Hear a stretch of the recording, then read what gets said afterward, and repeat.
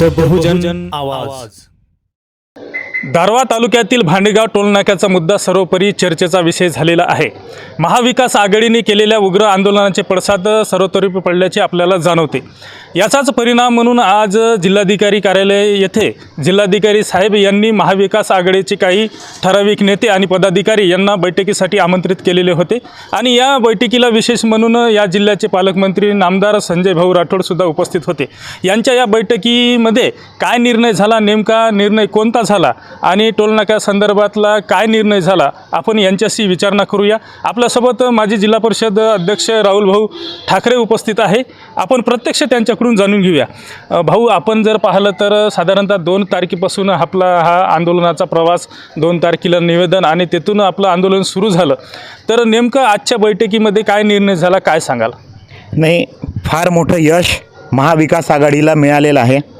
जो प्रवास आपला टोल बंदच्या संदर्भात जे अनधिकृत असा टोल होता तो आज कुठेतरी आजच्या मीटिंगमुळे बंद झालेला आहे। जवळपास 2 तारखेला आपण अर्ज दिला होता बंद करण्याच्या संदर्भात, 11 तारखेला याचं तोडफोड आंदोलन केलं होतं।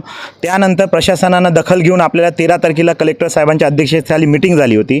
त्यामध्ये काही सूचना कलेक्टर साहेबांनी दिल्या होत्या नॅशनल हायवेला, तरी ते त्यांनी मान्य न केल्यामुळे परत 16 तारखेला आम्ही अर्ज दिला होता आणि 23 तारखेला आंदोलन तिथं आम्ही केलं।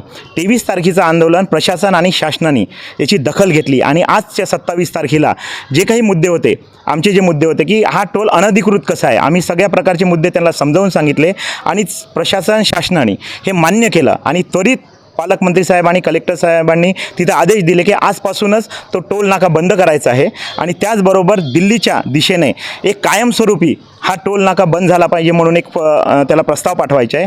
त्या संदर्भात गडकरी साहेबांनाही आपल्या येत्या काळात नागपूरलाच गडकरी साहेब असतात, तर येत्या काळात गडकरी साहेबांना 4-5 दिवसात आम्ही भेटायला जाणार आहे, ज्यामध्ये पालकमंत्री साहेबही आमच्यासोबत राहणार आहे। जनरली करून कायमस्वरूपी हा लोकांचा त्रास, हा अनधिकृत टोल आपला कायमस्वरूपी तिथून हटवण्याची हे आमची भूमिका आहे आणि आजपासून सर्वात मोठा दिलासा म्हणजे आजपासून तो टोल नाका पूर्णतः बंद होणार आहे। अशा प्रकारचे कलेक्टर साहेबांनी, जिल्हाधिकारी साहेबांनी आदेश निर्गमित केले का?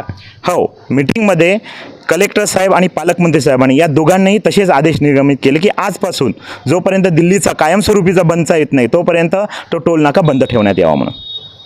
एकूणच हा महाविकास आघाडीचा विजय झाल्याचं आपल्याला येथे प्रत्यक्ष जाणवते आणि महाविकास आघाडीच्या नेत्यांनी आपल्याला प्रत्यक्ष सांगितलेलं आहे की हा टोल नाका जोपर्यंत दिल्लीच्या आदेशावरून पूर्णतः बंद होत नाही तोपर्यंत हा कलेक्टर साहेब, जिल्हाधिकारी साहेब यांच्या आदेशानुसार तोपर्यंत पूर्णतः बंद राहील, असा आदेशसुद्धा जिल्हाधिकारी साहेब यांनी निर्गमित केल्याचा आणि सोबतच पालकमंत्री साहेब यांनी निर्गमित केल्याचं यांनी स्पष्टपणे सांगितलेलं आहे।